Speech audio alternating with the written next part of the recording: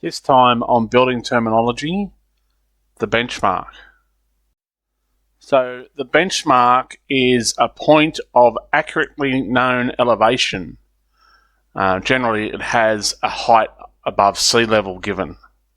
It's identified by a mark or a symbol set into concrete, stone, metal or any other durable material and permanently fixed to the ground. It serves as a reference datum from which differences in elevation or level of other points can be measured. And in the photos there you can see a couple of examples of different types of benchmarks commonly used here in Australia.